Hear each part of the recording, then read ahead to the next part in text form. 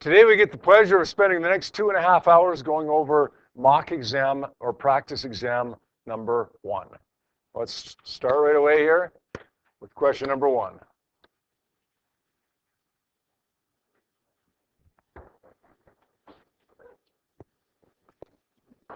They tell us when we write this exam that the questions will not be in order, that they're essentially in random order, and that's not quite true. They won't be in random order, but they won't be in complete order as well in terms of the way that we've done, the order that we've done things this year. You should probably expect to see the first couple of questions involving momentum and impulse, and then electricity, and then magnetism, and then electromagnetic radiation, and then atomic physics, more or less. There will be exceptions to that. You might see an atomic physics question as question number 3, possibly, is if it's part of a scenario, a bigger scenario. But generally, it does go more or less in order. Okay, that's good. Okay? It makes us feel a little bit more comfortable, at least if it's in order, if it's not completely randomized here. First question. Risk of a motorist becoming fatally injured in a vehicle collision reduced when the airbag or the seatbelt is used because the airbag or seatbelt does what to the change of momentum and does what to the stopping force that the motorist experiences. We know this, right? We know this. This goes back to really, really early on, like the second week or the first week of Physics 30, where we have an airbag. It increases the stopping time, decreases the force. What stays the same? The impulse. No matter how the car comes to a stop, the impulse won't change, right? The momentum of the car was a certain value. The momentum of the car is 0 after it stops. Its change in momentum is the same. Therefore, it decreases the stopping force. So the answer for question number 1 would be A. Impulse always remains the same when an object is stopping. Flip the page. We see this nice graph here, force versus time. And again, first, second week of Physics 30, I told you when you see this graph, force versus time, to always think what? 3 words. You guys remember this? Area equals impulse. This is not the graphing question that you will see that we were talking about last week. Okay, the graphing question that we will see that we were talking about last week is a numeric response question, and you're almost certainly going to have to find the slope of that graph, perhaps the y-intercept. It'll be a straight line as opposed to, over and down 2 different straight lines. Okay, this one is separate. You may very well still see this, but we're not sure. Okay, we're sure we're going to see the other one. We may see this one. Okay, think area equals impulse. It's not even a bad idea to write that down, just as a little note when you flip that page, page number 2, and you see that there's a force versus time graph. In fact, if you want, calculate the area right now before you even figure out what you're asked for, before you even see what you're asked for. Now, we're asked for the speed of the toy car at the end of 1 second, and we're asked for the magnitude of the impulse during the 1.5 second time interval. Okay, we're asked 2 questions there. We got to be careful here. 2 different times, right? How easy is it to look at those 2 questions and think they're both almost the same? What's the change in velocity at the end of, or what's the speed at the end of 1 second? What's the magnitude of the impulse after 1 second? Okay, it's not the same. 1 second, 1.5 seconds. All right, let's go back to this. Remember, we've got 2 different times here. 1 second and 1.5 second. The first one we're asked for is V after 1 second, and then we're asked for the impulse, I believe it was, after 1.5 seconds. Area equals impulse. Let's get the area of the whole thing right now. This area, this shape takes us up to 1 second. So that's going to kind of kill two birds with one stone here. We get the area of the first section here. It's base times height. It's going to be 1 second times a height of 8, which is going to give me 8 Newton seconds of area or of impulse. And area 2 is equal to 1/2 base times height, 1/2 of 0.5 times the height of 8. And what's that give me? 2? Is that 2? 2 Newton seconds. Okay, for the first question, velocity at the end of 1 second. Anybody want to take a stab at how we're going to do that? We just found the area, even though we weren't asked for the impulse after 1 second, we still need the area from 0 to 1 seconds. because the area equals the impulse, and the impulse is equal to m times delta v. If we've got the area after 1 second, which is 8 Newton seconds, and we've got the mass of this toy car, which is 5 kilograms, then the change in velocity is going to be 8 divided by 5, which works out to be change in velocity 1.6 meters per second. Therefore, if it starts at rest, the final velocity would be 1.6 meters per second for question number 2. Now, for question number 3, again, we're asked for the impulse over the entire section from 0 to 1.5 seconds, not from 0 to 1 seconds. Sorry, mistake there. Starts at 3 meters per second. Oh, can't miss that. Thank you, boys. So delta V is still 1.6 meters per second, right? But what's VF? If it starts at 3 and it gains 1.6, then the final velocity will be 4.6. That's our answer there. Be careful of that, okay? Okay, be careful you don't, go figure, 1.6 is an option there. And how many of us are going to put 1.6 because we're careless, just like I was, right? Okay. You see something like that, right? Starts at 3 meters per second. Good idea. We always do this in class, right? Circle things in red that are going to possibly lead you to a silly mistake. Okay. When you read that, okay, spend a little bit more time than I did reading through that, and then circle that as soon as you see it so that you don't make that mistake that I just made. So VF would be 4.6. Thank you. Now, the follow-up question, question number 3, the impulse during the 1.5 seconds. I'm not sure, to be honest, why they ask us this question. Because if we know how to do the first question, question number 2, to get the velocity at the end of 1 second, then we must know that area equals impulse. And we know how to find area. We're just doing the same thing again, except not finding the velocity after we get the impulse. Look, we've already got the impulse. 8 Newton seconds plus 2 Newton seconds. The area for question number 3 for the entire interval would be 10 Newton seconds. And the answer would be A for that one, question number 3.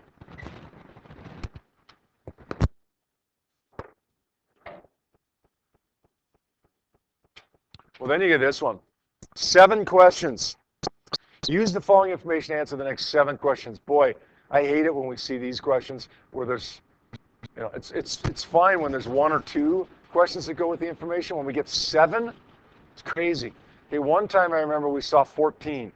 Use the following information to answer the next 14 questions. And it took something like 8 pages for that scenario.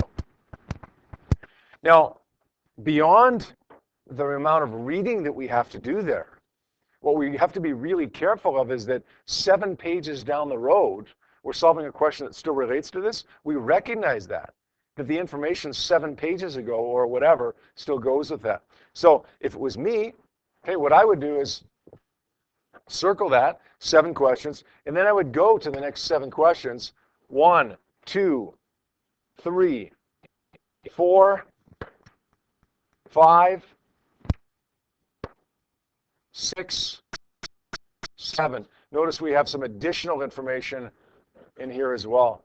If we circle all 7 of the questions that go with that information a couple pages ago, then at least we're not going to forget that we can refer back to that information if we need to get some data. Okay. One of the problems that people have is, 2, 3 pages down the road, we just forget.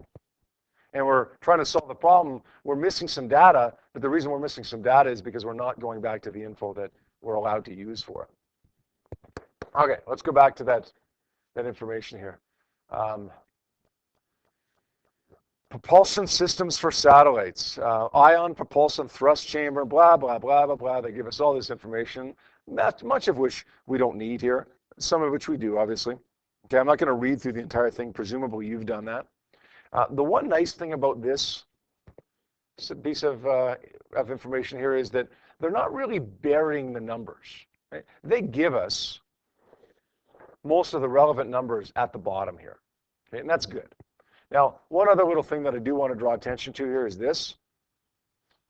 Ze plus, or Xe plus, I should say, for xenon. That means the charge of a xenon ion is 1.60 times 10 to the minus 19. If it was 2 plus, then it would be 3.2 times 10 to the minus 19. Or 2 minus, negative 3.2 times 10 to the minus 19. All right, so what do we ask here? In the diagram on the previous page, the direction of the electric field in region Y. The electric field in region Y is going to be what? It's kind of hard to see it on this. Kind of hard to see it right here, guys, but let's see what we can do here. The electric field in region Y. Well, this is region Y down here. What causes an electric field? Charge does. What charge do you see in that diagram? You see a positive. Well, the electric field goes which way relative to a positive producer? If this positive anode is causing the field, then the field is going to point this way, away from the positive charge, away from the positive producer, which means it's going to point to the right. So the answer for number 4 would be A. 5, as the xenon ions move through region Y, they experience electric and magnetic fields. We already dealt with the electric field. What about the magnetic field? Or the magnetic force, I should say. Which way is that going to be?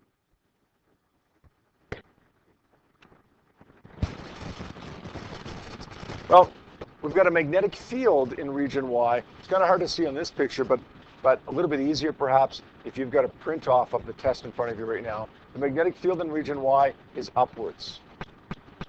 Okay, does it make sense? You've got a positive particle that's moving to the right, away from the anode. So if you've got a positive particle moving to the right through a magnetic field that's upward toward the top of the page there, we're going to use a right-hand rule for deflection. Going to be thumb in the direction of the particle, which is to the right, fingers in the direction of the field, which is upwards in region Y, palm points out of the page. Thumb, fingers, palm points out of the page. So the answer for number 5, there would be B, out of the page.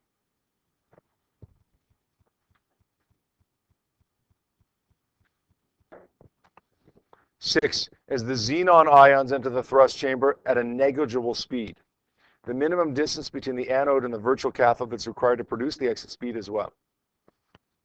Well, we're causing these charged particles to speed up.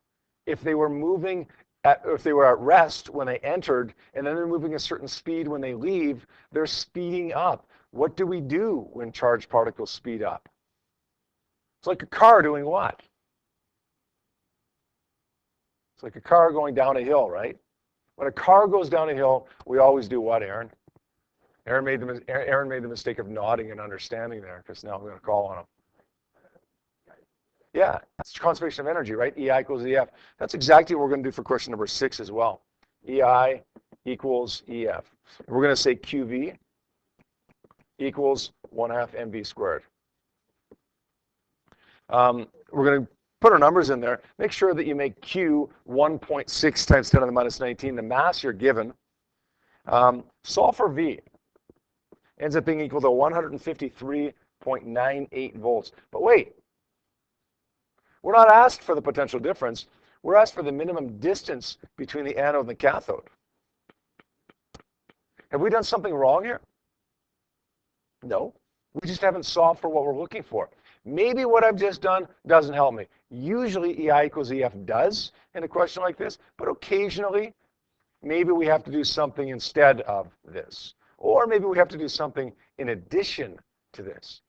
If we want to find the distance between the anode and the cathode, and we had the electric field between the anode and the cathode, which we were given in the question, in the stem of the question there, and now we have the potential difference, then let's do this.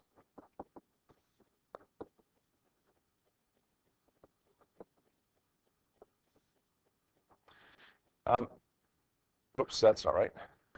Delta D can't be delta V over delta D. Let's try this. Delta V over E is the distance between the plates. Delta V we just found, 153 volts.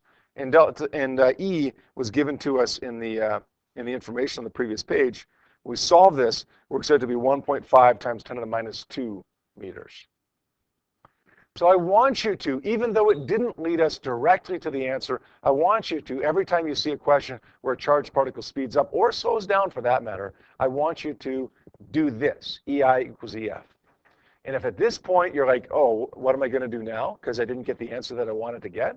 Just stop, take a step back, say, Okay, there's got to be something else that works here. There's something else that applies here. Okay, look back at the picture. Okay, look back at your givens. You got delta V now. You got delta E, the electric field now. Okay, at some point, something comes, some light bulb goes on in your head. You're able to solve this problem. One little thing that I want to point out with this, though, guys, a common, very common mistake, especially when you're using something like this and this in the same question. This and this. People mix up electric field and energy all the time. And you think, no, they're two completely different concepts. How could I possibly mix them up? You're right. They are two completely different concepts. We're using them in the same question, but they're two completely different concepts. Okay, trust me. People mix them up. Trust me. It happens all the time that people will set, delta V over delta E equal to some energy or vice versa. Okay. My suggestion, strong suggestion, is whenever you're writing E, electric field, make sure you put the half arrow over it to remind you that it's a vector. Nobody's going to mark that right or wrong if you put the arrow over it. It's for you so that you don't get it mixed up with energy. Okay. The absolute value signs, I couldn't care less about that. Okay, I put them there because they should really be there, but it's not the end of the world if you leave the absolute value signs off. Okay, if you leave off that half arrow, there's a very good chance. I'm so sorry for the interruption. That you're gonna please get Megan Ron. There's a very good chance that you're going to get it mixed up if you don't put that vector sign over it. All right, numeric response number 1. While in the thrust chamber, a xenon ion experiences an impulse of what? Well, we know that impulse is equal to F times delta T, and it's equal to M times delta V. How do we know that? Because it's on our data sheet. It says F times delta T is equal to M times delta V on our data sheet. We're looking for impulse. Circle that, because that's what we're looking for. We've got the mass. We've got the change in velocity.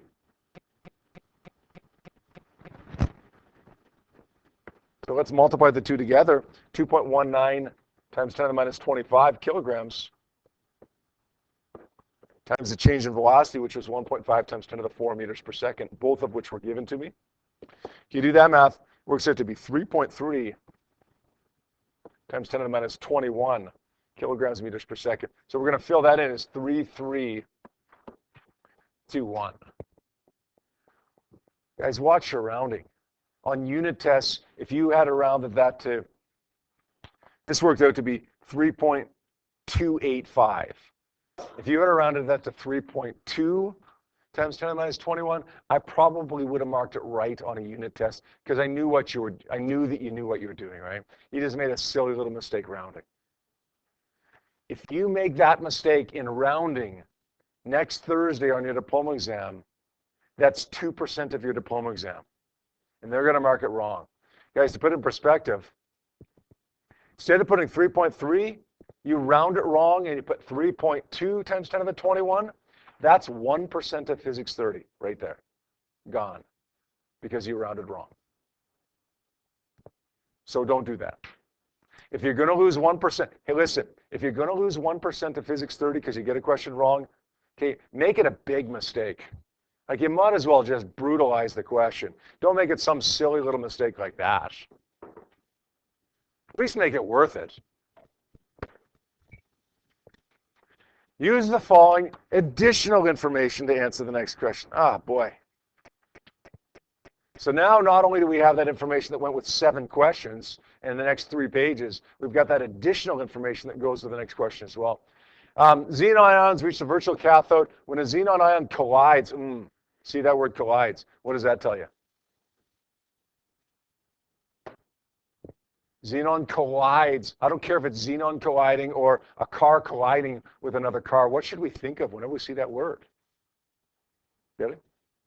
Pi equals Pf. Good. That's exactly what I'm going to do here. Pi is equal to Pf. So we're going to say the mass of the ion times the V1, which they're calling the initial velocity of the ion, plus 0. Okay, the electron is at rest, so its momentum is 0, is equal to the mass of the atom the mass of the atom, the combined ion and electron, times V2. That's the final velocity. Now, we're just looking for an expression here, not an actual number. That's okay. That seems to mess people up. People like to see numbers. But if you don't, it doesn't matter. Just treat it the same way as you would. Now, our notation's a little bit different here. We've got M ion V1 instead of M1 V1I plus M2 V2I and so on. But it's the same thing. Let's just rearrange it now to solve for V2.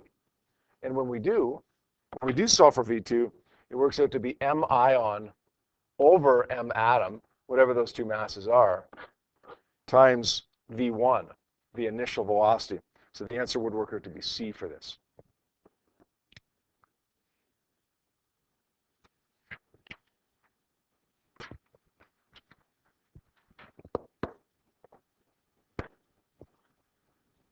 More additional information.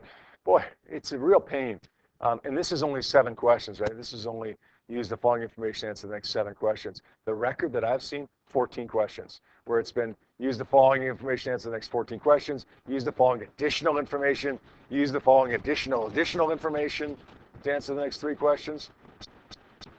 You got to be organized as much as anything in order to answer these questions correctly. We know we can go back to our original data here if we need to, but we're also given this information that clearly we're going to use for the next 2 questions here. Number 8 says, the length of time in hours that this propulsion system must be in operation in order to increase the speed of the propulsion system by 12 meters per second is what? In this question, I've got a force, and I'm looking for a time. Force and time should lead us way back to Unit 1 again. Force and time should lead us automatically to what? Not P, but you're close. Or maybe you just had a P. Impulse, yeah. It's delta P, right? Change in P. So we're going to say delta P is equal to F times delta T is equal to M times delta V. Impulse, force and time. Okay, whenever you see force and time, think impulse. Now we're solving for time here, and we've got M and delta V, so let's do this.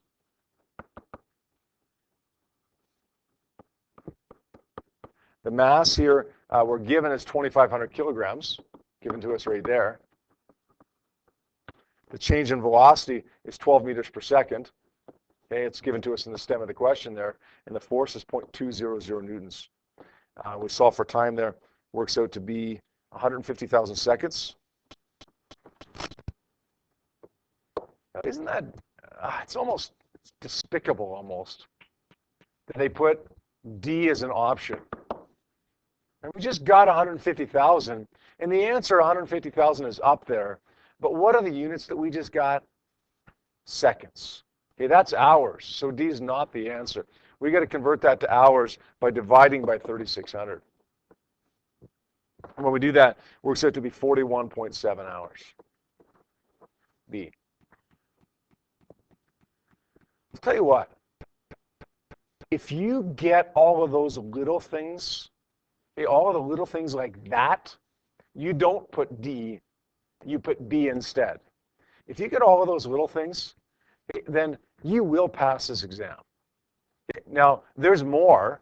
We don't want to just pass the exam, right? We want to do more than just pass the exam. But there's so many little things like that. That's what takes us down. It really is. It's putting D instead of B, knowing what to do, but missing the divide by 3,600 thing. That's what takes us down from an 80 to a 70 or from a 60 to a 45, whatever the case may be. Just be alert, be aware for those little things. Number 9, the number of xenon atoms that would have to be discharged as exhaust in order to increase the speed to what? Well, I'll tell you what, there's 2 things that kind of jumped out at me, but there's one thing that jumped out at me first, and that was this. The number of xenon atoms. The number. How many times have we seen something like this where we have to find a number of something? the number of electrons, the number of photons, the number of something else. A number is always going to be the total amount divided by the amount for 1. Total what divided by the what for 1? Well, the only thing we know about the xenon atom is its charge. It's an atom, so there is no charge. The ion had a charge, the atom doesn't. We know its mass. Maybe we're going to find the number of xenon atoms by taking the total mass and divide it by the mass for 1 xenon atom. The only problem is I don't know what the total mass is. I don't know what it is, so I got to find it.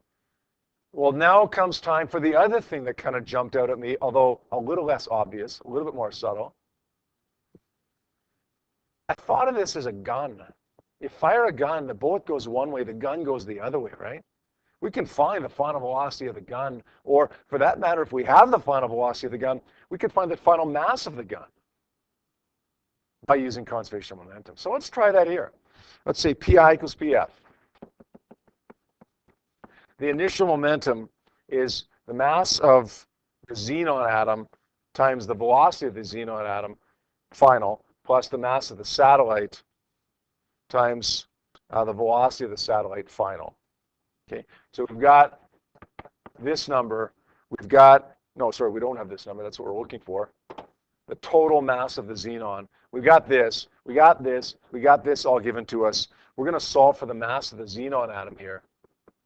Works out to be 0.166667 kilograms. Okay, that's the total mass of all the xenon atoms. Let's divide that by the mass of 1 xenon atom. 2.19 times 10 to the minus 25 kilograms. We end up getting 7.6 times 10 to the 23. That's our answer. 7.6 times 10 to the 23. You see a number, right? All these little things that we've talked about in Physics 30 that we're seeing all in the same day today. Okay. Force versus time graph, area equals impulse. You want to find a number, right? Total something divided by the something for 1. Force and time, think impulse, right? All these little things. Might be good to make a little sheet, a little cheat sheet of all those little things. Yep. Yep.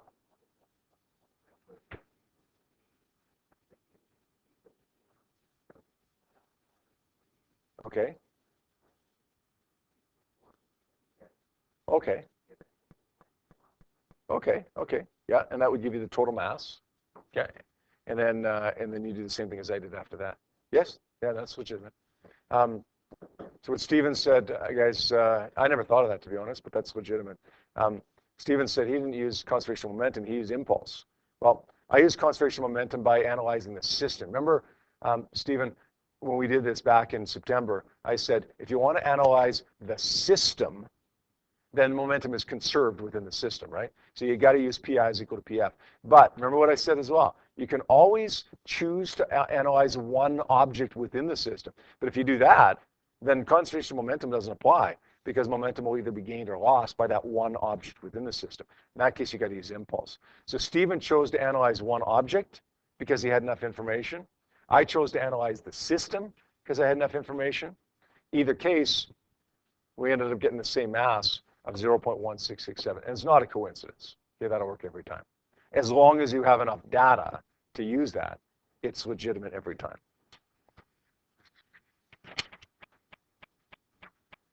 Hey, good news. We're on to the next scenario. We don't have to worry about that information to answer the next 7 questions. Well, this one's a new one where we have information to answer 4 questions. So we read through this, and I won't bore you by reading through this again. You've already done that. I do want to circle centimeters because I don't want to be in centimeters. I want to convert that to meters. Okay, I got the plates that far apart. That's going to be the distance between the plates. Here's a potential difference between the plates. And here's an electric force. Number 10 asks us, one way to give the graphite-coated sphere a negative charge is to touch it with a blank rod. Conservation of charge, right? If you want to make it negative, what do you touch it against? something that's negative. Right? Neutral and positive would balance out to be positive and positive. Neutral and negative balance out to be negative and negative. Yep.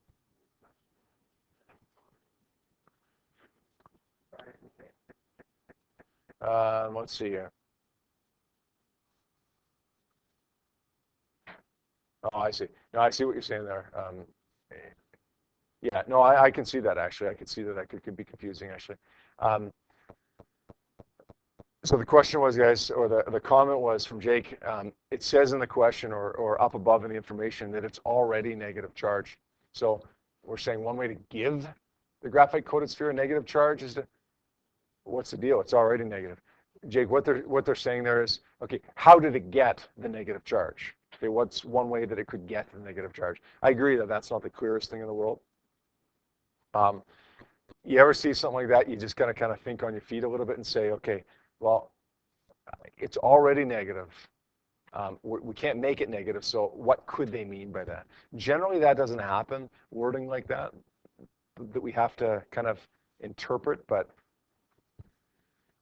just be prepared to think on your feet if you have to, okay? So it is negative, touched against something that's negative, and when we're touching it, it's automatically charging by conduction, right? Because induction never involves touching, never involves a transfer of charge. So it's got to be conduction, D. The charge on the graphite coated sphere expressed in scientific notation is what? Well, we've got the electric force. Let's say the electric field is F over Q. Okay, we want to find this. We've got this, but we don't know what this is. So let's get that first. We got the potential difference between the plates. We got the distance between the plates. Works out to be, I don't have an answer there for that actually. Something in newtons per coulomb. We take that number, put it into here, and solve for charge. And when we do that, Q works out to be 5.4 times 10 to the minus 10 coulombs. We're gonna record that as 5410.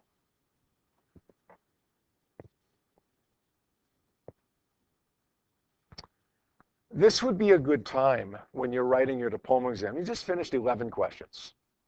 Sorry, 12 questions. This would be a good time to look at the clock and see if you're on pace or not.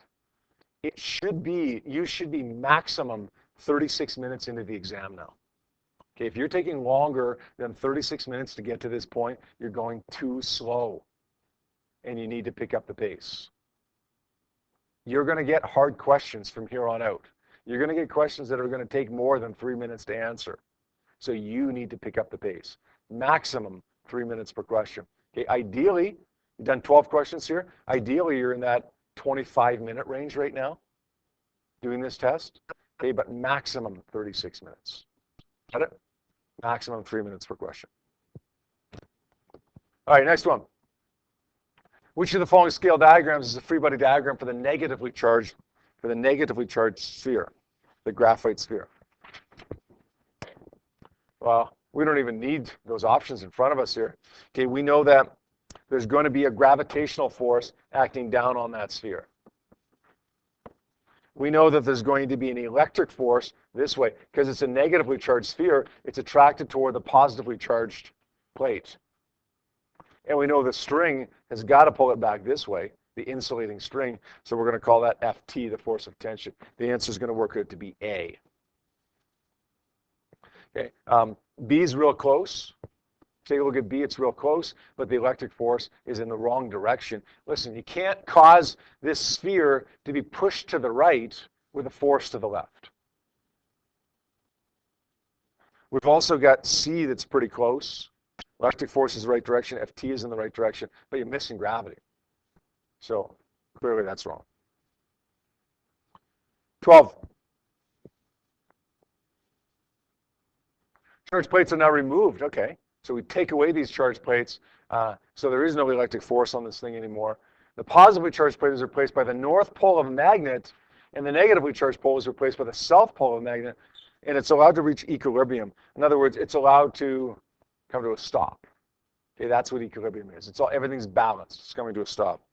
As a result of the magnetic field, the negatively charged graphite-coated sphere will do what? Well, it is going to swing back and forth. It is going to swing back and forth a little bit here, but it tells us the system is allowed to reach equilibrium. So after it swings back and forth, as a result of this magnetic field, the negatively charged graphite rod is going to do what?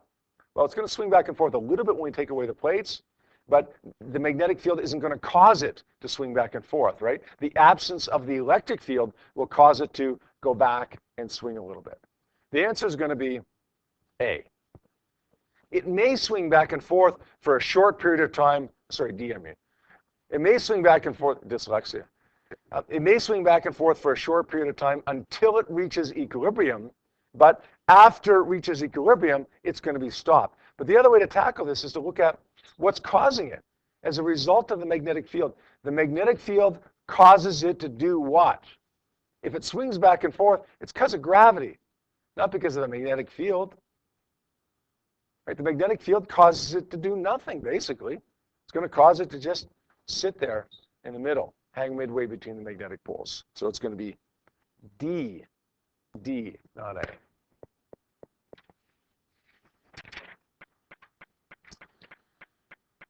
Oh,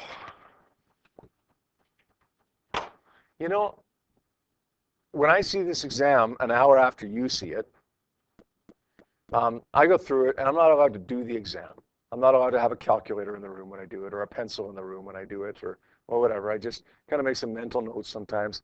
What I do is kind of go through and say, all right, this question's pretty good. This question's pretty good. Oh, this is a hard one. This one's doable, whatever. When I see this question, and I will see probably a question like this, I'm going to say in my mind, oh yeah, that's a doable question. People can get this right. But you know what? Lots of you will get it wrong. Lots of you will get it wrong, even though in the back of my mind I'm thinking, oh, we should be able to get this. Lots of you are going to get it wrong because you're going to be careless. We can't afford to be careless. Okay, that's the difference between 100 and a 90. Okay, that's the difference between a 60 and a 40. Okay, that's the difference between an 80 and a 65, being careless. We can't afford to be careless here. We know how to do this, right? We got two small metal spheres given charges. Here's the first one, negative 4.0 times 10 to the minus 6. Here's the second one, positive 2 times 10 to the minus 6. They're 0.5 meters apart, so to the middle it's 0.25 meters.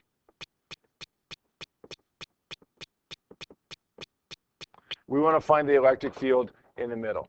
The field caused by the first one is toward the negative. The field caused by the second one is away from the positive. They're both to the left. And one is to the left because it's toward a negative. One is to the left because it's away from the positive. Get the fields there. E1 is KQ1 over R squared. Get E2, KQ2 over R squared. And then what do? Add them up at this point, right? Make sure they're both either negative or positive. It doesn't matter as long as they're both the same sign because they're both in the same direction. We do that math, it works out to be A, 8.63 times 10 to the 5. Question is, why did both of the fields go to the left? Jake, let's go back to our original electric field producer diagrams. Okay, let's draw a negative producer. Electric field points towards it, right? A positive producer, electric field points away from it, right? Now, we're trying to find the field strength in this scenario in the middle. Well, we don't care about this, and this field, or this, and this field. We care about the field to the left of the positive and to the right of the negative. And both of those are pointing to the left. Okay, toward the negative and away from the positive. Does that make sense, Jake? Okay. Guys, that's the question you got to be asking right now, right? Is that question. Okay. This is a question that we can easily get right on a diploma exam if we understand all those little things like the question that Jake just asked, okay? Right there, that question just probably got Jake 1% on his Physics 30 mark, right there. 2% on the diploma exam, 1% on his mark. Probably got somebody else 1% on the Physics 30 mark as well, because he asked the question. Yep.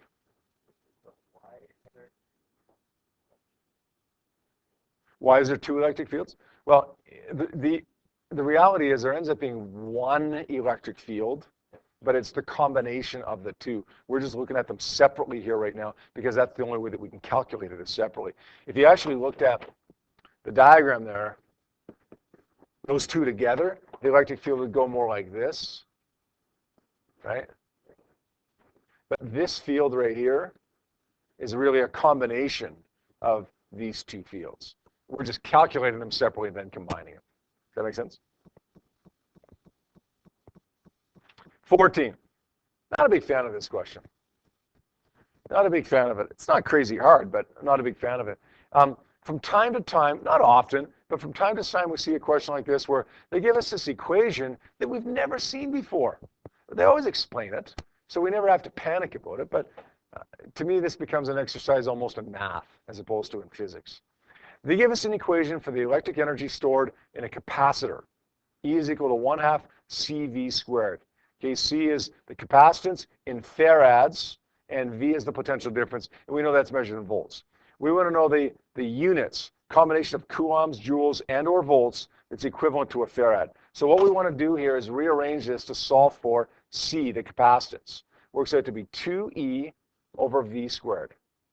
2 times the energy over the potential difference squared.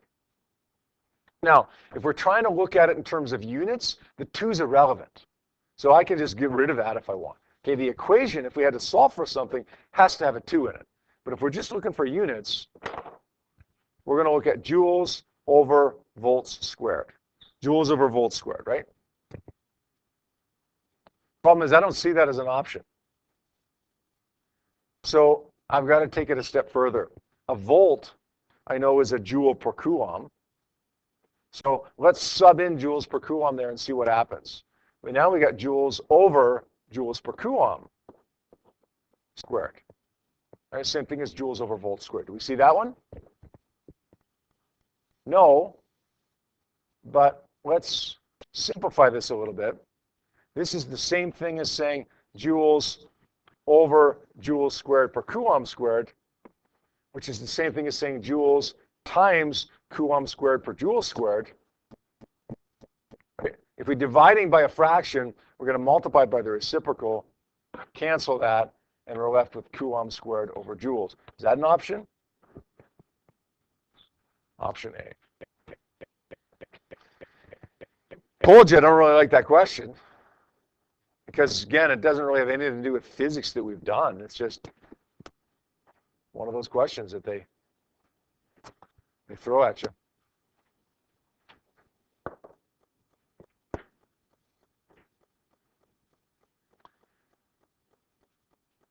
Let's take a look at number 3, numeric response number 3. Use the following information to answer the next question. Look at that, only one question that goes with this. Good, good. The electron is at rest at the negative plate, so down here, it's going to be 0 meters per second. At the instant that's illustrated below, it has a kinetic energy of 50 electron volts. We're going to find at any point along the path the sum of the kinetic energy and the potential energy in electron volts is what? I'll tell you what, when I saw this question, the first thought that came to my mind was like an EI equals EF thing. Right? It's accelerating toward the positive plate and so on. But the only issue I had with that was, well, what do I use as EI and EF? Because at this point right here, it's got this much kinetic energy, but how much potential does it have? Don't know, because I don't know exactly where it is, right? On the other side, when it gets over here, it's speeding up, so it's got all kinetic, but I don't know how much kinetic it has. Right here, it has all potential. Wait a second. I'm not going to do this. I'm just going to say, at the first plate, it's got all potential, right? It's got all potential there.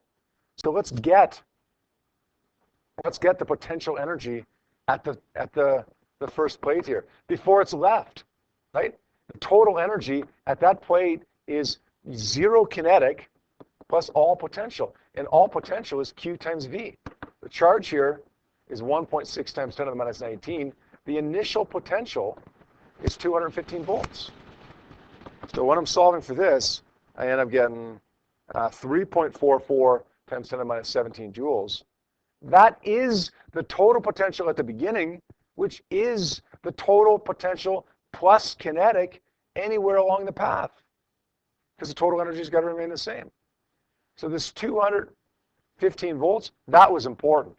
This 50 electron volts of kinetic energy, irrelevant. Who cares? The easiest way to do this was to find the total potential at the beginning and say, well, that's the total potential and kinetic, since there is no kinetic. Now, we do have to convert that to electron volts.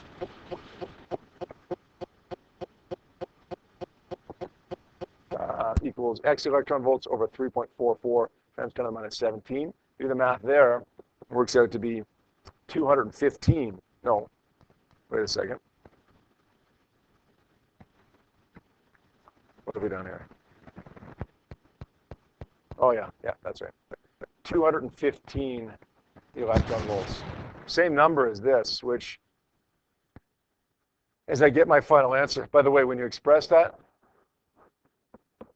start at the beginning, right? When I get my final answer, it's like, oh, wait a second, why didn't I think of that? Electron volt is defined as the potential difference, so the energy gained by an electron as it accelerates across a potential difference of 1 volt. If you're using an electron and it accelerates across 215 electron volts, volts, then it's going to gain 215 electron volts of kinetic energy, or lose 215 volts, electron volts of potential energy. Yep, okay.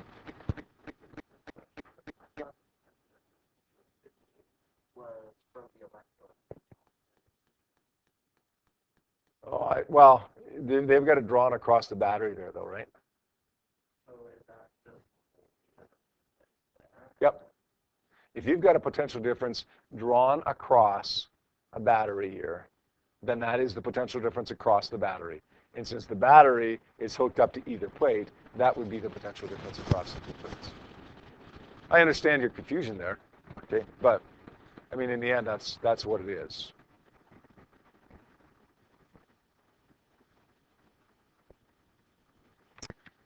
Okay, let's do a few more questions. Take a quick little break after a few more questions here, okay?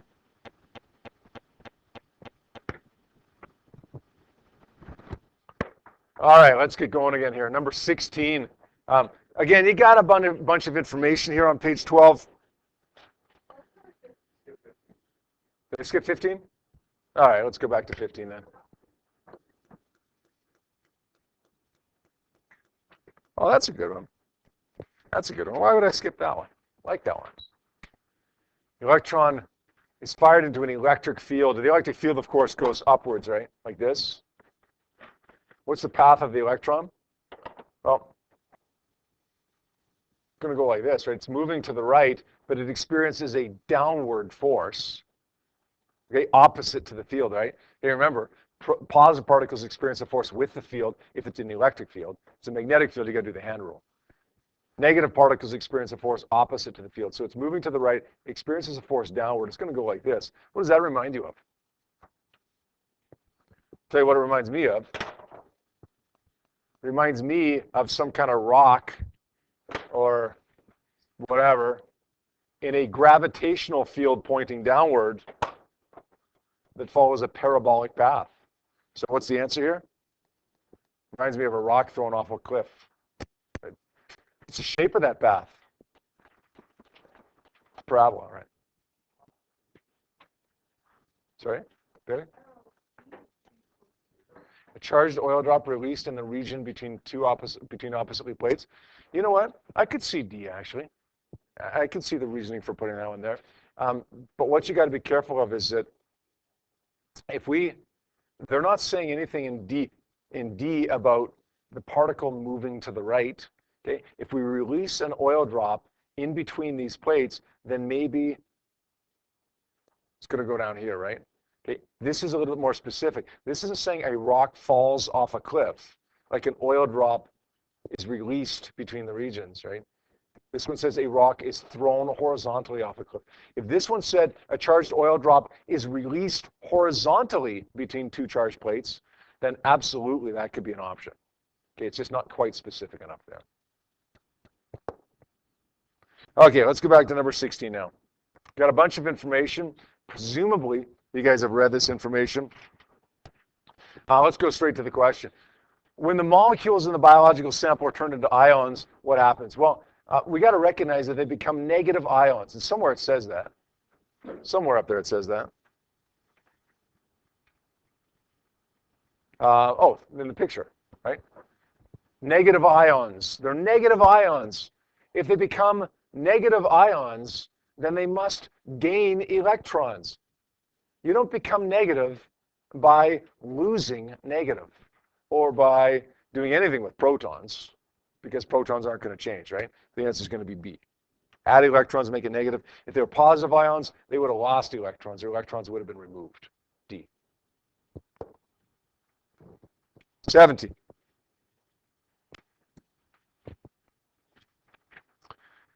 As an ion moves toward the positively charged plate, the magnitude of the electric force experienced by the ion does what? We want to say increases or decreases, right? But let's take a step back from that. This is between two parallel plates. The electric field between the plates is constant. Now, we don't need to find what it is. We just need to recognize that the electric field between these two plates is constant. It's not changing. If the electric field is constant, regardless of what it is, then the electric force must also be constant, right? If this isn't changing, then this isn't changing. And the answer would be B. It's constant as the distance decreases. Now in number 4, they're looking for the magnitude of the electric field. Boy, oh boy, that's one that we have to get right. Okay, we're given the potential difference. We're given the distance. Okay, you got to just look up and say a little prayer of thanksgiving for this question, because it's about as straightforward as it gets. Now, the problem with it is sometimes an easy question gets lost with the big questions, right? And it becomes not so easy because our mind just isn't in the right place. Okay? We got to be relaxed. We got to take a step back and say, anytime you want to find electric field between two plates, do this. Okay, do this. When we do that, by the way, works out to be 2.00 times 10 to the 3, which we record as 2003.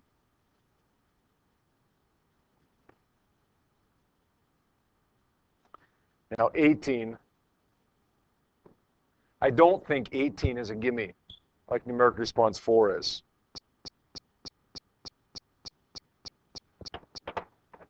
It says an ion has been moved 3 centimeters. First of all, let's convert that to meters.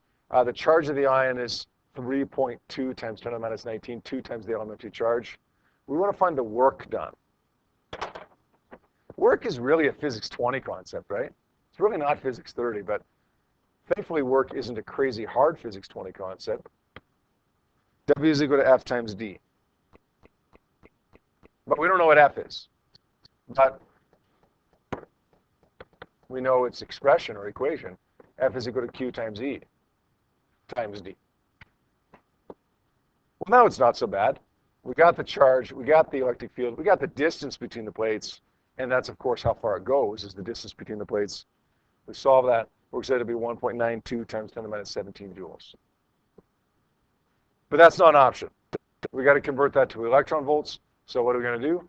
That same thing that we've done 100 times this year or even more.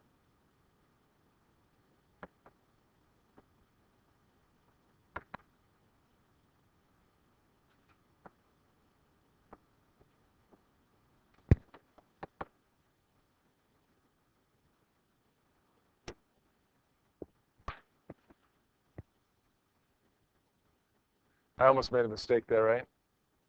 I just saw the number. So I automatically almost circled B.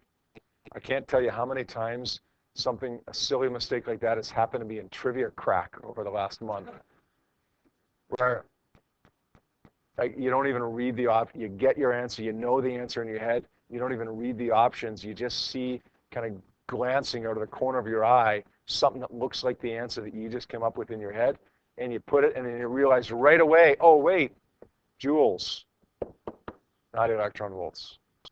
Okay. The good news is here, and if you start doing that, you can catch yourself. In Trivia Crack, once you press the button, you're dead. So pay attention, right? Pay attention to those things. Bailey?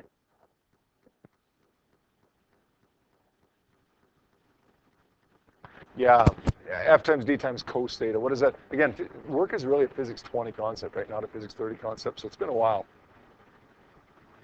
But as long as they're moving in the same direction, theta would be 0, and cos 0 is 1. So basically it becomes F times D times 1. I'll tell you what, Bailey, we don't usually even see work because it's physics 20 concept, but if we do, I'd be surprised if you had to deal with the angle, because it's not a physics 30 thing. So I'd be surprised. 99% sure if you see work, it's going to just be F times. If you have an angle in there, deal with it. But if you don't, if there's no angle given to you, then just don't worry about it.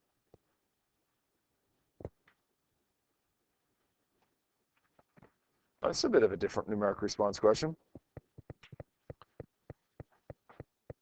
That's the properties as listed above with the field that they produce as given below. That's the match the electron properties as listed above with the field that they produce as given below. All right. Gravitational field. Gravitational field is caused by caused by what? Charge, mass, or speed? Charge produces what?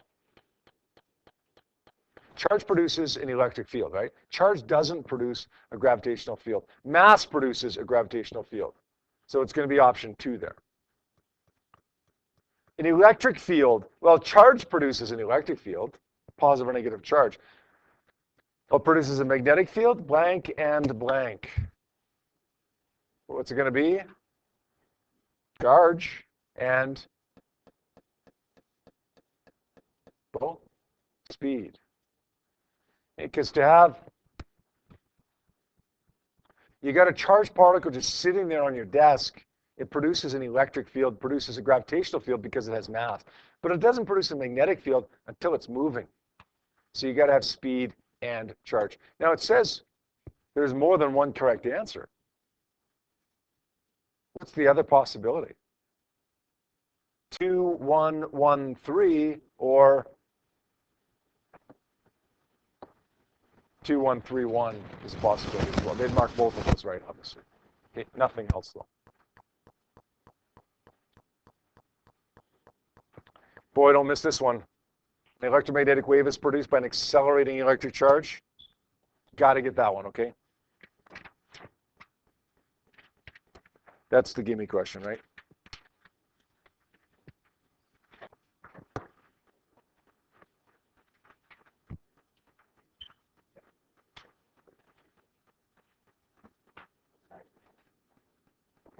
Several methods used to estimate the speed of light.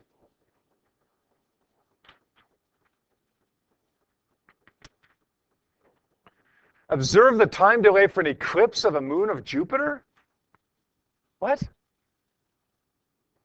Observe the time delay between uncovering a light on one mountain, having an observer on another mountain react to the sun and uncover a second light.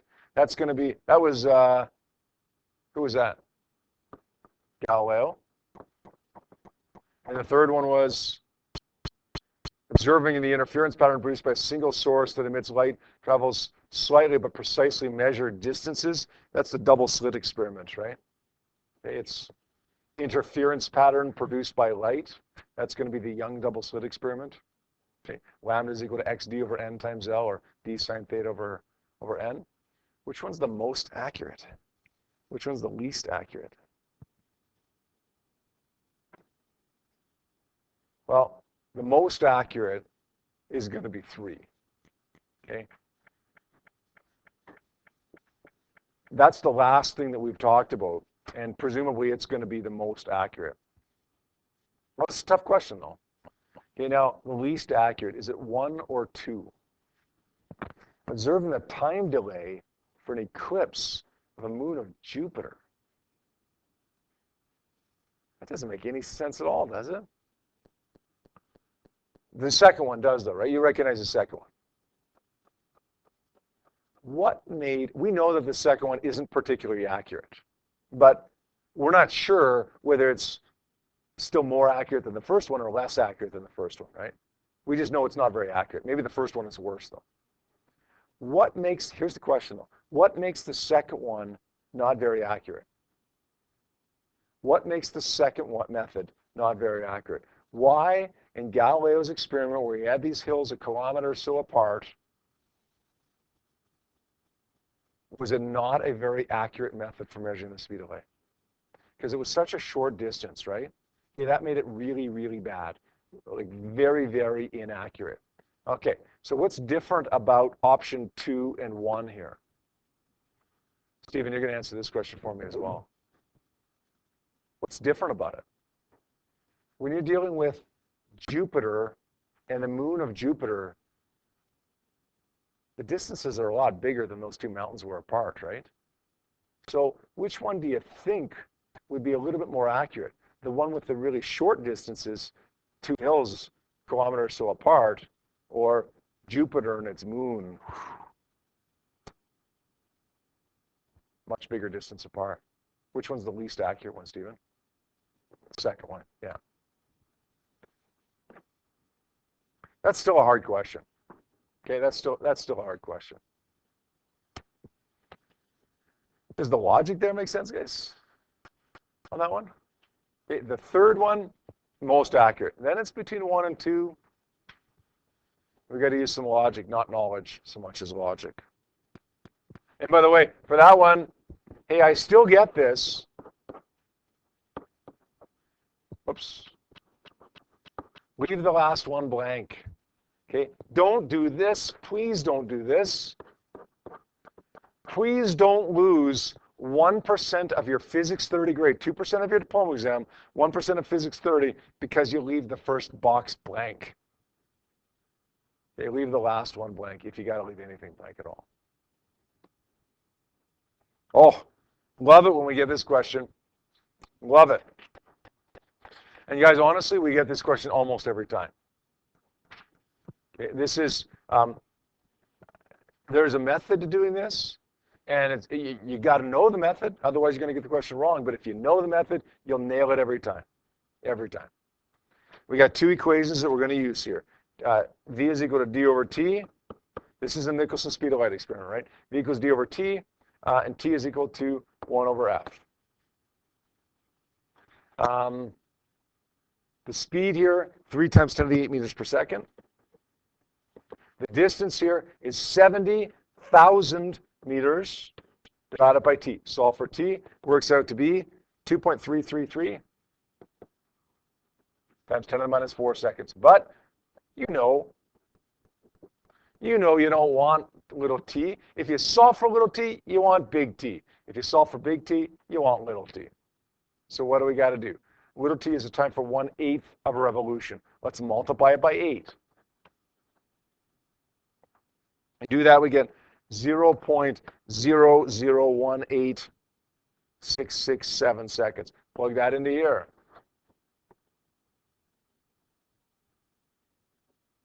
Solve for the frequency, and it works out to be 536 hertz.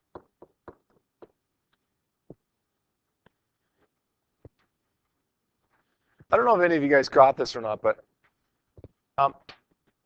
I mentioned to you guys that the frequency, as long as you're dealing with numbers that are the common numbers, right? 8 sides, 30, 35 kilometers, somewhere in that range, the frequency will always be in that 5, 6, 7, 800 hertz range. Okay, none of the other options are even close, right? B, maybe. B is close, maybe. C and D are just way too high, way too high. Okay, so listen, even if you have trouble with this one, guess A, because it's the one that's in the range. Hopefully you know how to do this, because there's a good chance we're going to see this. Good chance we'll see this question, or something like this at least.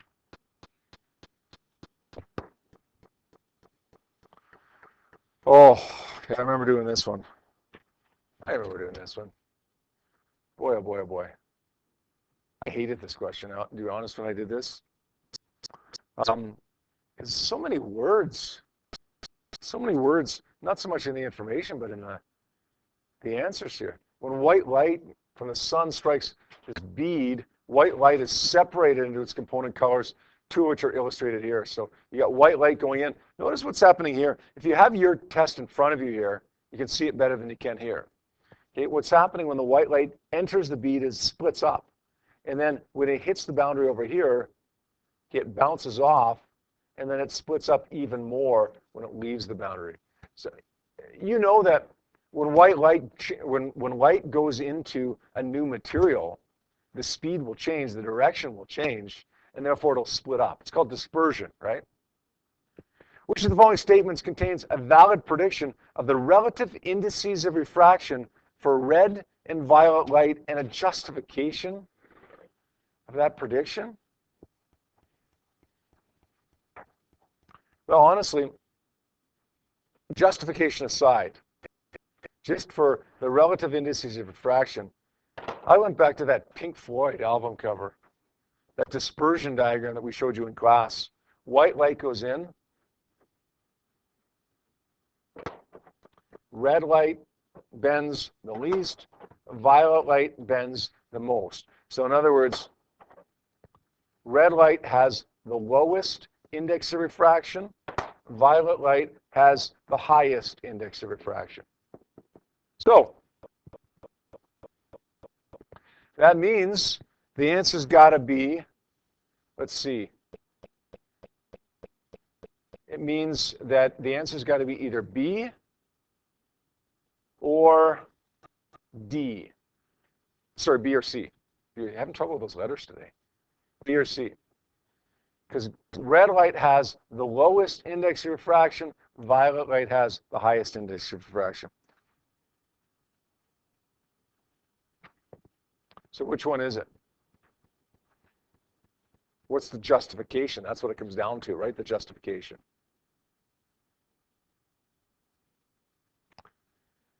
Because red light refracts less, or because violet light reflects more? Which has something to do with index of refraction? Refraction or reflection? Which has more to do with refraction? Sorry, with index of refraction. It's going to be refraction. Red light refracts less. The answer is B. See that though, man, and like, I don't know about you, but I read through all four of these options first time, and like I missed, they sound almost the same, right? I missed the difference between the word reflection and the word refraction in these. I had to read through this I don't know how many times before I got that. B is our answer here.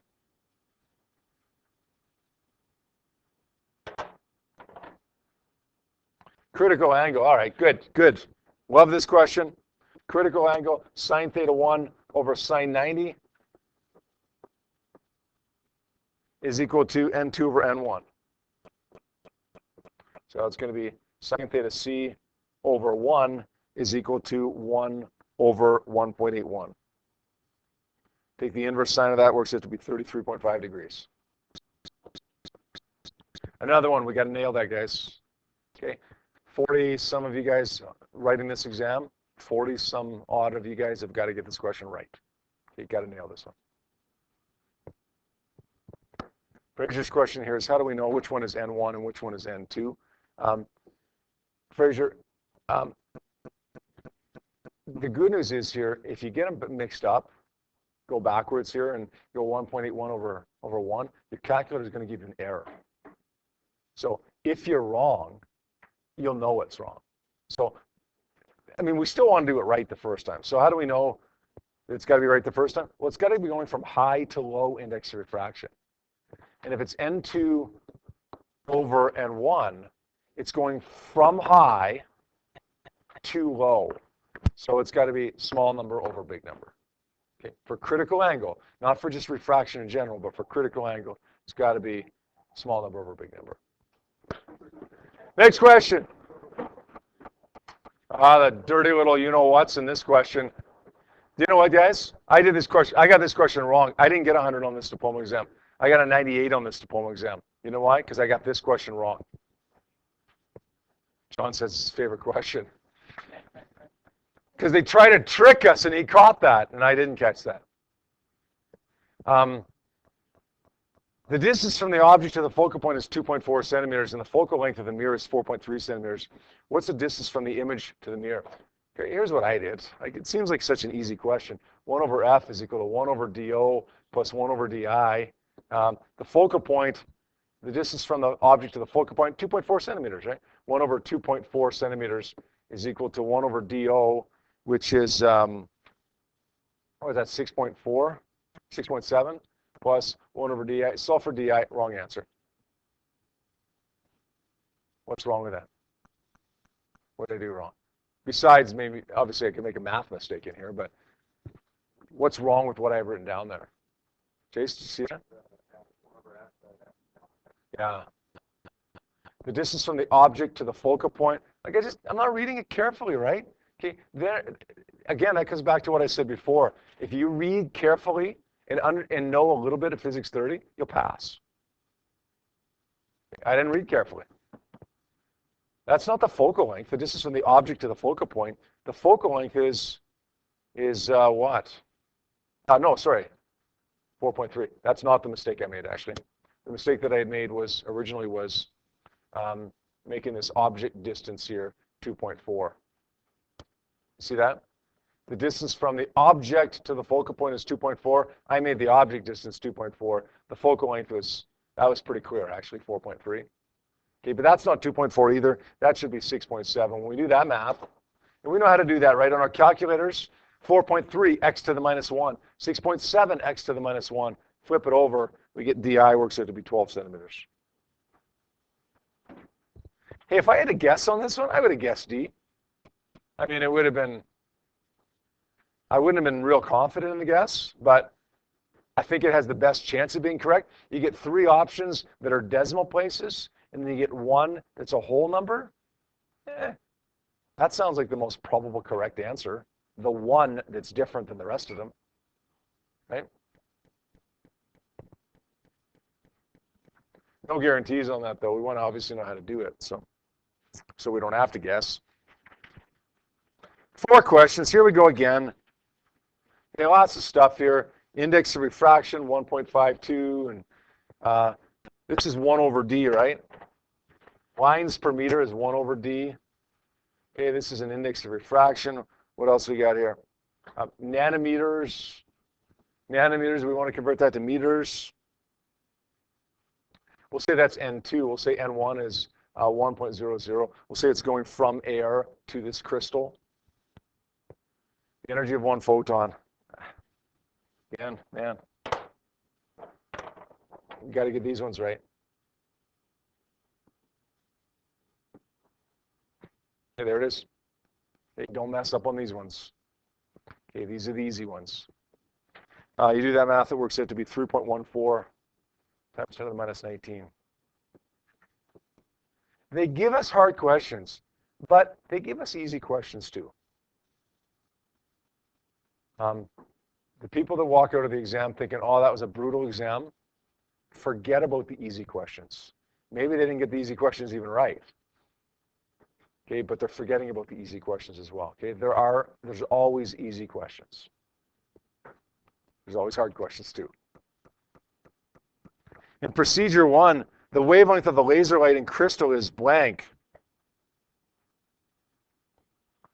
So it's going from air to crystal. Let's say lambda 1 over lambda 2 equals N2 over N1. We're going from air to crystal.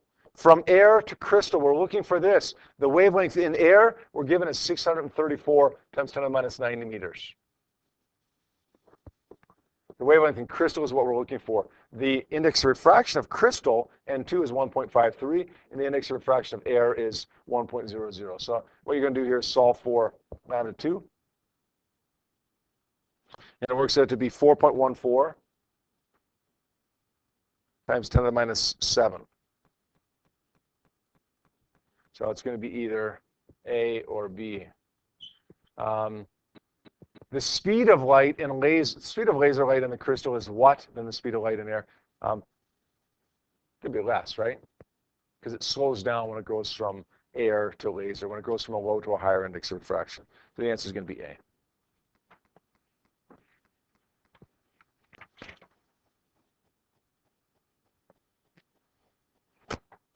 Procedure 2, the angle between the central maximum, right here, the angle between the central maximum and the first bright spot. Central maximum and the first bright spot, n would be equal to 1 there. We're looking for theta. Let's say lambda is equal to d sine theta over n. We got lambda here, 6.634 times 10 to the minus 9. N is 1. D, we don't have it, but we got 1 over D. So let's say D is 1 over 5 times 10 to the 5. And we're going to solve for theta here. So lambda times N divided by D, and then take the inverse sign of that, Nick. Yep. Yep, for sure. Let me get, let's erase that page so we got some more space. Remember that this one was 1 over D, right? Whenever you see lines per meter, that's 1 over D, not D, but 1 over D. So we got the value of 1 over D here. Okay, if we want the value of D, we're going to take the inverse of that. So it's 1 over 5 times 10 to the 5. And we get 2.0 times 10 to the minus 6 for that. Thankfully, it's in meters already, lines per meter instead of lines per centimeter. Okay, so we got D. N, we established, was 1 because we're going from the central bright spot to the first order bright spot. N is going to be equal to 1 there. We've got a wavelength here in the air of, what is it here? 634 nanometers times 10 to the minus 9 meters. We're looking for theta. So we're going to say d sine theta over n. This equation is always valid, right, in this diffraction experiments. X times d over n times L isn't always valid. It's only valid when the angle is below about 10 degrees. In other words, when X is greater than 10 times L. Here we don't have to worry about it because it doesn't matter what the angle is, right? We're allowed to use this equation. Let's solve for sine theta. N goes up by multiplying. D goes down by dividing. And then when you want to find theta, of course, you're going to flip that over, inverse sine of whatever this number is. So 1 times 634 divided by 2 times 10 to the minus 6 gives me an angle there of, works out to be 18.5 degrees. 18.5 degrees. 25. In order to produce an electric current in procedure 3, the student must use EMR that has a blank wavelength. Procedure 3. Okay, photoelectric effect, procedure 3. We want to produce a current. We want to produce the electrons to be ejected. We need more energy. How do we get more energy? Smaller wavelength, because E is equal to HC over lambda. Okay, you want more energy, you get a smaller wavelength. So what are we looking at here for number 25? We're looking at a shorter wavelength, either A or C. Has a blank work function. Well, we want a small work function. Okay, the smaller the work function, the easier it is to emit electrons. So you want more energy in a smaller energy used up, a smaller work function. So it's going to be shorter wavelength, smaller work function. C is our answer for that one.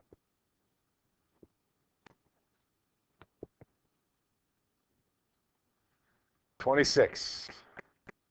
How many of you are thinking of a song right now as you read question number 26? Which of the following lists has selected regions of the EM spectrum arranged in order of increasing energy? Well, energy goes with frequency, so if energy is increasing, so is frequency.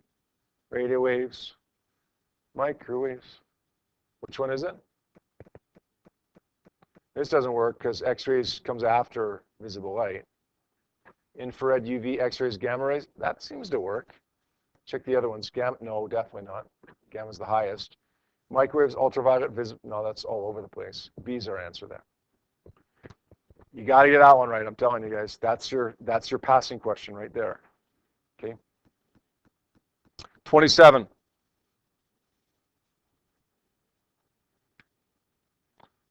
It's photoelectric effect, HF is equal to EK max plus W. It's the most common equation we use, the one that doesn't appear on our data sheet, but W is equal to H times F0. Got this, got this. Solving for this. Got this, got this. Okay, done deal. 2 equations, but not that crazy of a question here. 1.7 times 10 to the minus 19. Good possibility, hey, really good possibility you'll get a question like number 26, although they may be asking for frequency or wavelength ranking instead of energy. Okay, really good question, really good chance you're going to get question number 27 as well or something like that.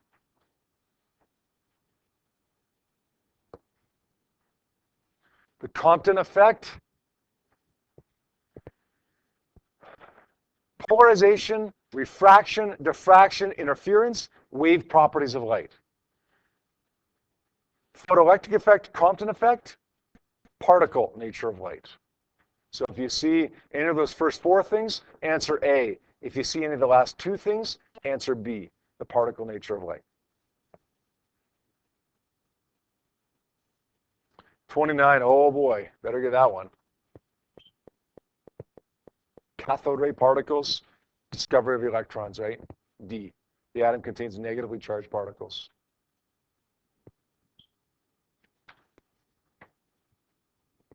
Rutherford alpha scattering experiment here. Hey, we call it the gold foil experiment. They often, not always, but often call it the alpha particle scattering experiment. Do you guys see it's the same thing? What do we do in the gold foil experiment? We scattered alpha particles, right? So if you see it called the alpha particle scattering experiment, same deal. Led to a model of the atom in which blank is in the order of 10 to the minus, oh, we didn't talk about any numbers. Oh, uh-oh. Blank is in the order of 10 to the minus 15 meters. Uh-oh.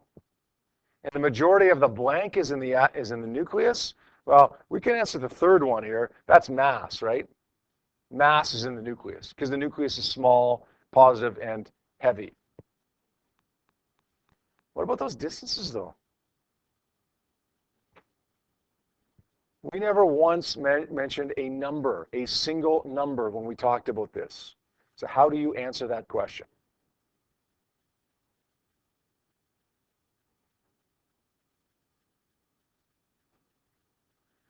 Our options are atom and nucleus. Guys, which one's smaller? The atom or the nucleus? Seriously, which one's smaller? The nucleus is smaller. Okay, so pick nucleus. Pick the smaller number for nucleus. It doesn't matter what it is. Okay.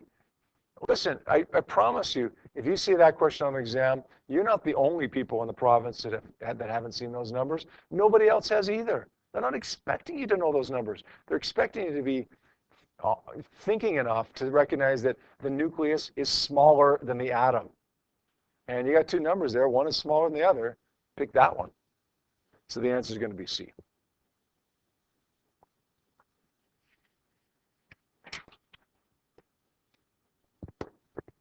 (31). This is pretty recent stuff. 31.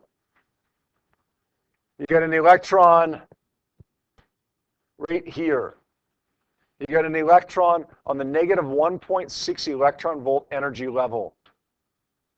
We want to ionize it. We want to get it here. We want to get it out of the atom. It needs to absorb 0 minus 1.6, needs to absorb 1.6 electron volts of energy. Now, what frequency does that correspond to? 1.6 electron volts over 4.14 times 10 to the minus 15 electron volt seconds. Frequency works out to be A.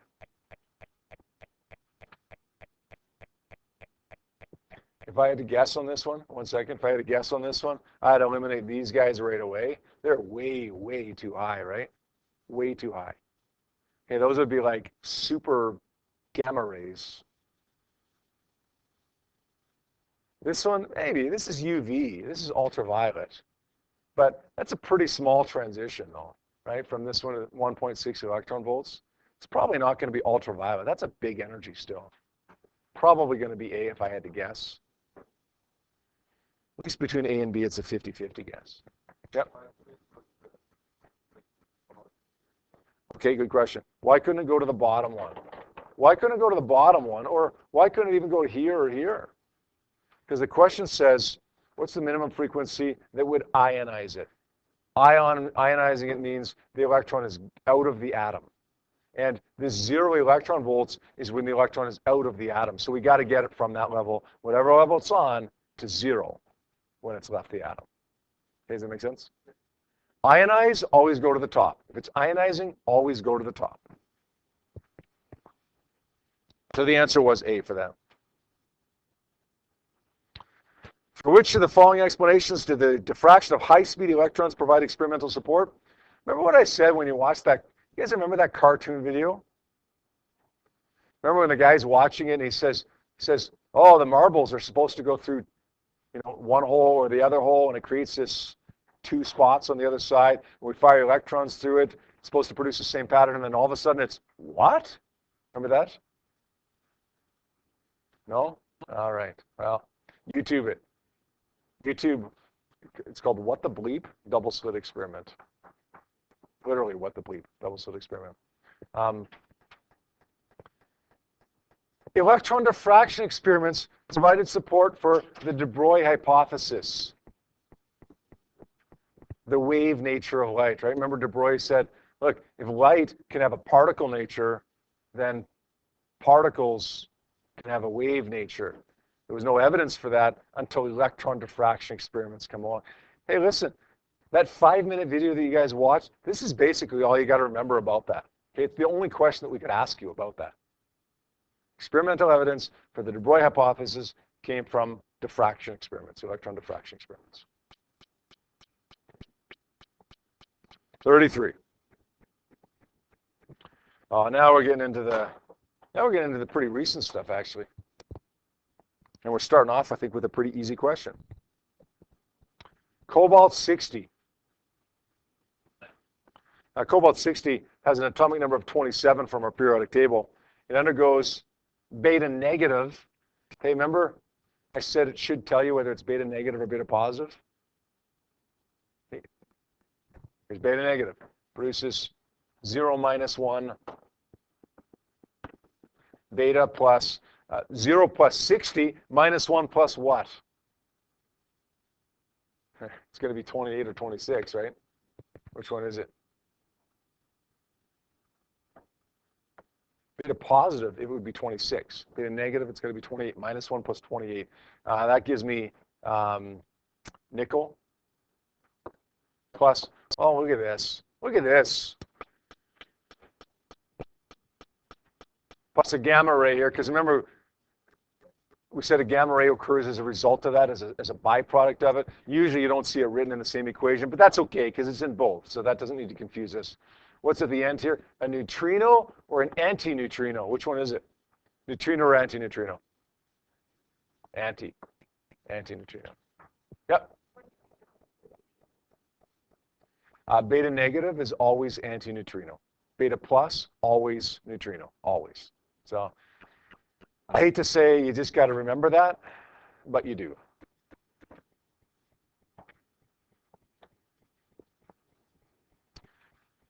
Hey guys, we're getting there. We should be finished by 11:30 here. This is good. The percentage of cobalt-60 remaining after 15.6 years. The half-life is 5.2 years. The number of half-lives, 15.6 divided by 5.2 is going to be 3. The number of half-lives is 3.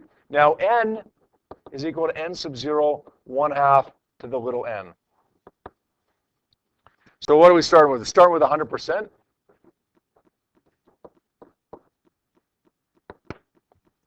We end up getting 12.5%. So we want to express that like this. Hey, be careful on this one. It is not 125. They want the number 12.5. 12.5.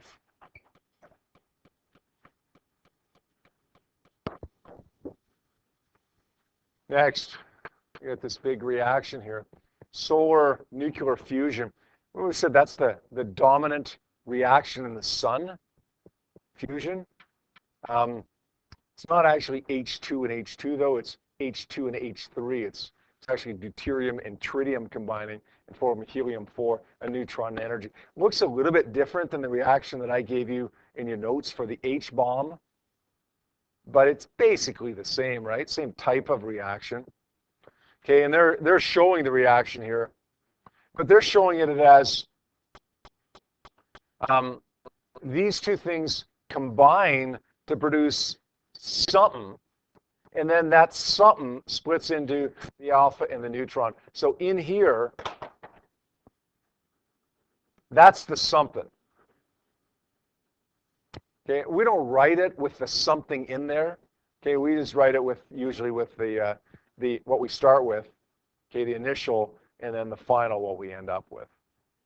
Okay, let's see what we're asked here. Energy is released in this fusion reaction because, okay, got to nail this one. The mass of the alpha particle and neutron, that's the products, is less than the mass of the reactants or anything before that. So the answer is D.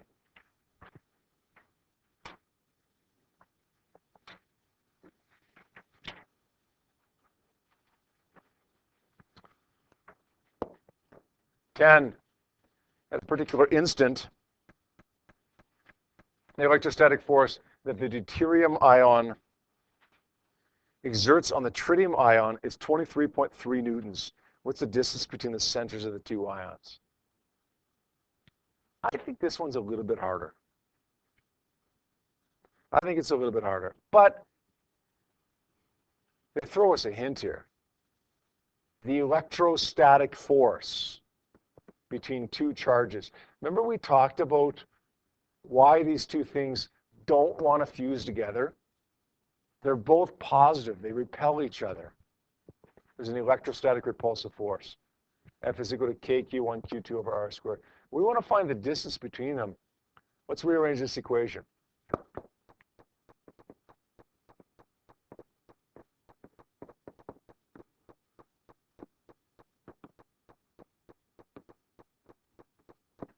Okay, we know what K is. They just gave me F.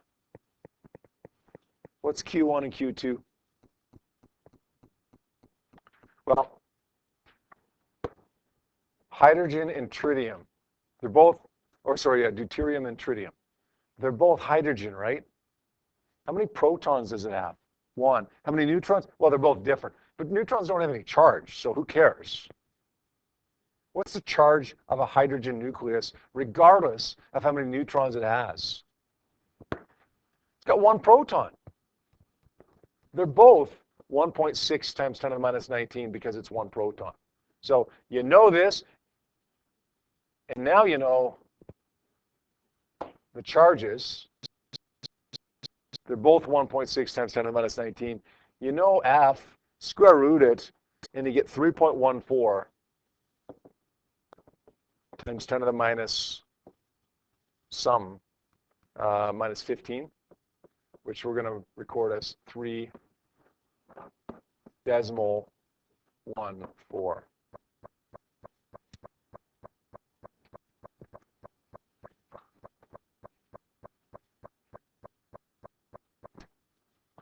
More additional information. Positively charged ion. Okay, again, oh boy, we can mess up on this so easily by using a left-hand rule. It's positive though, use a right-hand rule.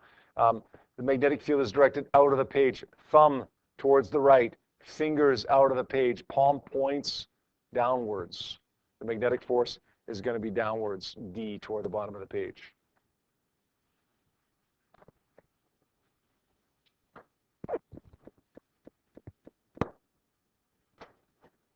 The neutron produced in the fusion reaction escapes the magnetic confinement. What? We never talked about that in class, did we? Now you got to think about that. Now, if you go back to the original data on page 24, it does talk a little bit about this magnetic confinement. Particular reactor design uses magnetic fields in a process called magnetic confinement to keep the ions inside the reactor. However, the neutrons escape magnetic confinement. So they're basically saying, why do the neutrons escape the magnetic confinement? What's the answer to that question?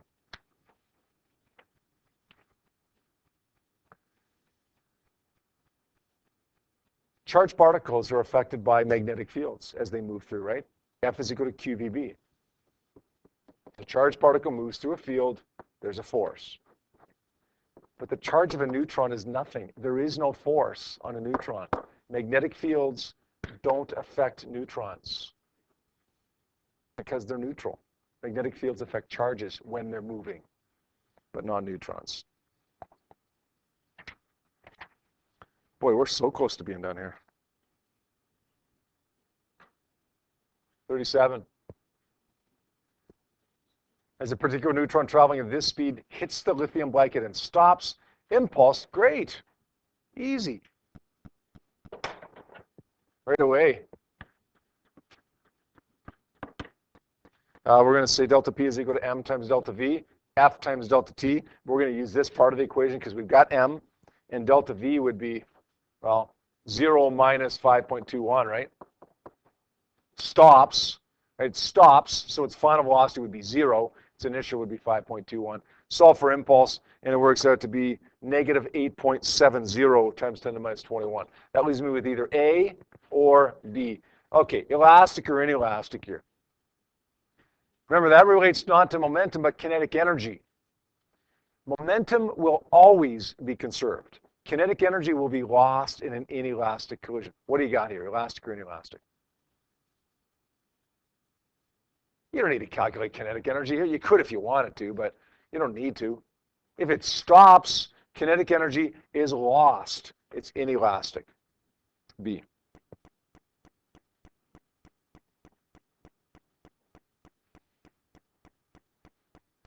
.38.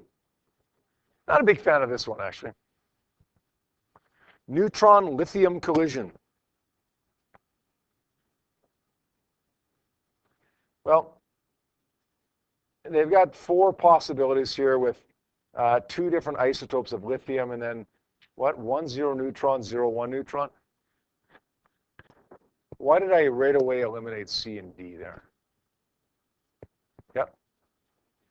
No, there's no such thing as a 0 1 neutron. 0 1 is a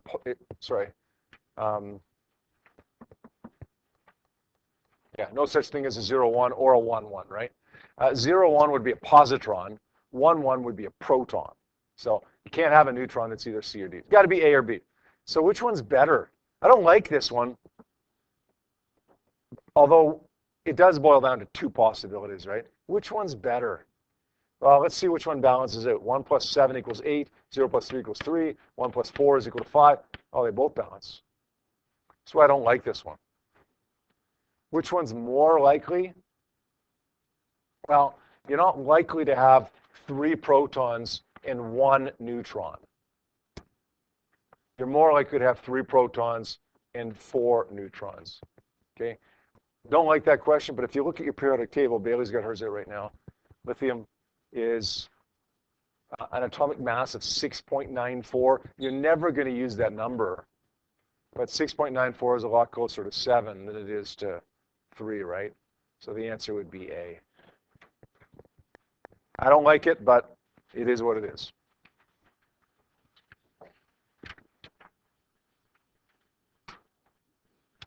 We're going to finish early here, guys.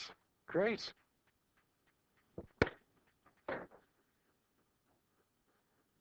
Hey, these 2 are from the last day of class. The last day of new stuff, right? To study subatomic, subnuclear structure, high energy particle accelerators are required. Hey, remember the analogy that I gave you, the cars? You crash 2 cars in the parking lot going at 7 kilometers per hour. What happens? You dent the cars. You crash two cars on the highway going 110 or 120 kilometers per hour, what happens? They disintegrate. You find out what's inside. You overcome the attractive forces that keep the car together, the bolts and the welds that keep the car together. That's what we got to do. We got to overcome the attractive force. Okay, so it becomes C or D. Which is the attractive force? The electrostatic force or the nuclear force? The electrostatic force, proton and proton repel. Okay, we have to overcome this force, the nuclear force. That's an attractive force. So the answer would be D for that one.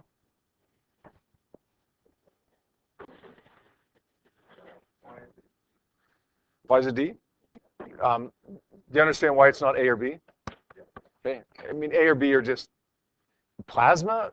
First of all, you never even heard that word, plasma, in Physics 30. And if you haven't heard the word, it's not the answer. Okay. Antimatter exists at high energy. That has nothing to do with what we talked about in the context of particle accelerators, right? We said particle accelerators, you have to have high energy to overcome those attractive forces in the nucleus. Because basically, you got a car that's bolted together and welded together. You want to make the car disintegrate, see what's inside. You got to overcome those bolts and those welds, those attractive forces within the car, right? So the only thing is now, the only difference between C and D is which is an attractive force. Okay, we got to overcome the strength of an attractive force. Is it the electrostatic force that's attractive or the nuclear force that's attractive? Well, the electrostatic force,